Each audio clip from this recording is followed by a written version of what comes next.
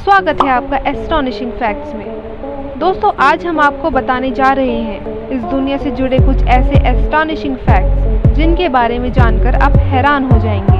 तो आइए वीडियो की तरफ चलते हैं। Fact number 5। दोस्तों, आप सभी ने Newton, Aryabhata, Thomas Alva Edison और कई ऐसे इंटेलिजेंट लोगों के नाम सुने होंगे जो पूरी दुनिया भर में मशहूर हैं। क्या आपने ऐसे जानवर देखे हैं जो अपनी इंटेलिजेंस और स्मार्टनेस के लिए जाने जाते हैं? अगर नहीं तो वीडियो को पूरा देखिए।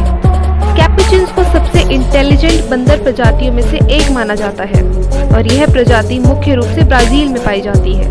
अब आप सोच रहे होंगे कैसे यह बंदर सबसे इंटेलिजेंट प्रजातियों में से एक है। दरअसल कैपुचिन्स उपकरण उपयोग के बारे में जानते हैं। अब जरा इस वीडियो में देखिए, यह बंदर अमन से बैठकर अपनी मेहनत का फल खा रहा है।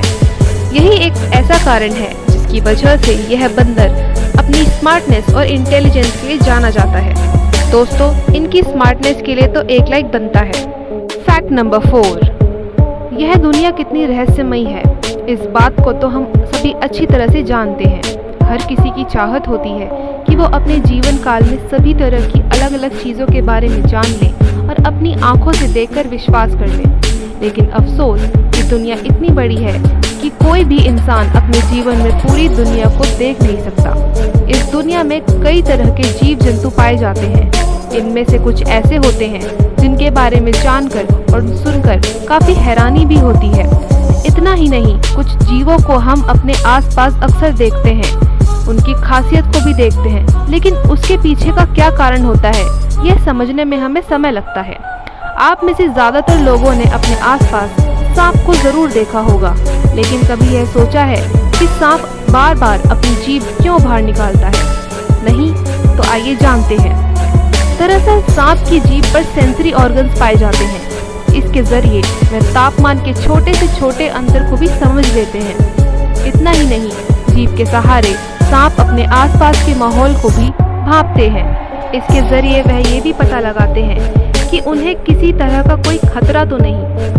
इसके अलावा सांप जीभ बाहर क्यों निकालते हैं, इसकी एक और भी वजह है। ये तो हम सब जानते हैं कि सांप अपने भोजन के लिए दूसरे जीवों पर निर्भर रहता है, इसलिए वह जीभ बार बार बाहर निकालता है ताकि शिकार का पता लगा सके।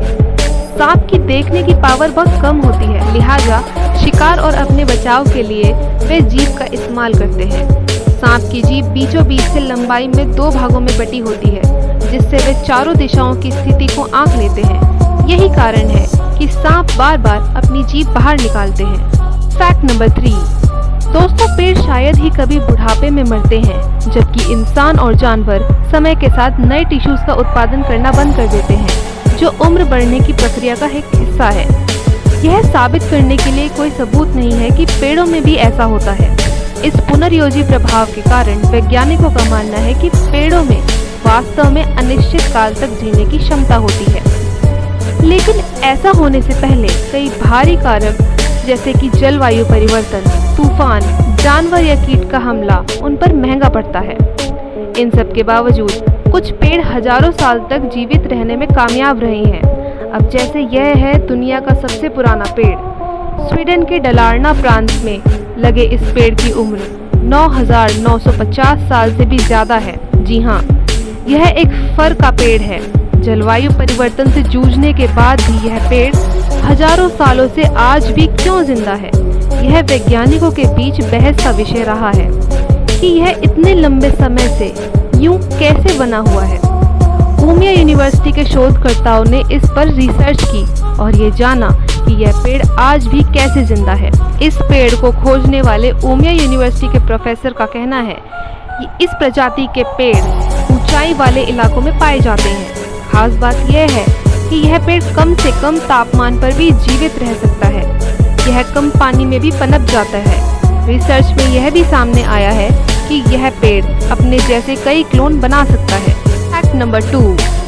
दोस्तों, भारत में कई ऐसी जगह है जहां हर साल देश ही नहीं बल्कि विदेशों से भी काफ़ी संख्या में सैलानी पहुंचते हैं और यहाँ की कई जगहों का दीदार करते हैं। दिल्ली का लाल किला हो, आगरा का ताजमहल या फिर हिल स्टेशन। लेकिन अब इस लिस्ट में एक और नाम जुड़ चुका है और वो है सरदार वल्लभ भाई पटेल की सबसे ऊंची प्रतिमा यानी स्टैचू ऑफ यूनिटी का। हर साल यहाँ भी काफ़ी संख्या में पर्यटक पहुँच रहे हैं और इसकी खूबसूरती का दीदार कर रहे हैं। 31 अक्टूबर को प्रधानमंत्री नरेंद्र मोदी ने सरदार वल्लभ भाई पटेल की मूर्ति स्टैचू ऑफ यूनिटी का उद्घाटन किया था। यह मूर्ति दुनिया की सबसे ऊंची मूर्ति है। इसकी ऊंचाई लगभग 182 मीटर है। इस मूर्ति पर आपको कुछ सफ़ेद लकीरें दिखाई दे रही होंगी। अब आप सोच रहे होंगे कि यह दरारें हैं, लेकिन क्या सच में वह दरारें हैं या कुछ और? आइए जानते हैं। दरअसल सरदार वल्लभ भाई पटेल की मूर्ति पर दिख रही ये सफ़ेद लकीरें दरारें नहीं हैं, बल्कि वेल्डिंग के निशान हैं। मूर्ति को जोड़ने के लिए जगह जगह वेल्डिंग की गई है और ये निशान वहीं के हैं। इस मूर्ति को बनाने में खास तरह की वेल्डिंग की गई है। अब इतनी लंबी मूर्ति को एक पार्ट में तैयार करना तो संभव नहीं है। मूर्ति में ब्रॉन्ज की प्लेटों का इस्तेमाल हुआ है, जिसे खास तरह की वेल्डिंग से जोड़ा गया है। इसलिए जहाँ जहाँ ये जोड़ है वहाँ वहाँ वेल्डिंग की गई है। वेल्डिंग की वजह से जो मूर्ति पर दरारें होने का आभास होता है, लेकिन असल में वह दरारें नहीं बल्कि वेल्डिंग है। इससे पता चलता है कि स्टैचू ऑफ यूनिटी में दरारें पड़ने की बात महज अफवाह है। नंबर 1, दोस्तों, जमीन पर या समुद्र में आए दिन वैज्ञानिक ऐसी चीजों की खोज करते हैं जो लोगों को हैरत में डाल देती है। वैज्ञानिकों ने अब एक ऐसी खोज की है जिसको देखने के बाद वह हैरान है। अंटार्कटिका की बर्फीली सतह के नीचे एक ऐसा इकोसिस्टम मिला है जिसे आज तक कभी नहीं देखा गया। बर्फीली सतह के नीचे एक भूमिगत नदी है जिसमें एक अंधेरी गुफा दिखी और उसके अंदर झींगे की तरह दिखने वाले छोटे छोटे जानवर रहते हैं। अंटार्कटिका प्रायद्वीप के पूर्वी तट से जुड़े लॉर्सन आइस शेल्फ के नीचे वैज्ञानिकों को यह गुप्त स्थान मिला। लॉर्सन आइस शेल्फ दुनिया का सबसे बड़ा हिमखंड है जो 2021 में टूटकर बना था।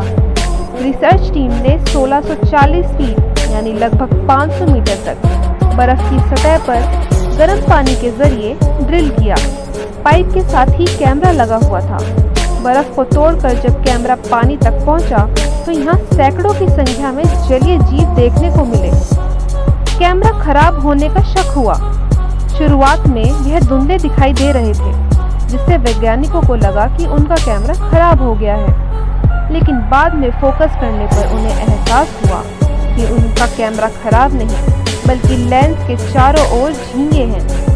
वैज्ञानिक इस खोज से पूरी तरह हैरान हैं, क्योंकि उन्हें बर्फ की सतह के नीचे जीवन मिलने की संभावना नहीं थी। साइंटिस्ट क्रेग स्टीवंस का कहना है कि उन जानवरों का हमारे कैमरे की ओर तैरने का मतलब है कि इतनी गहराई में भी एक महत्वपूर्ण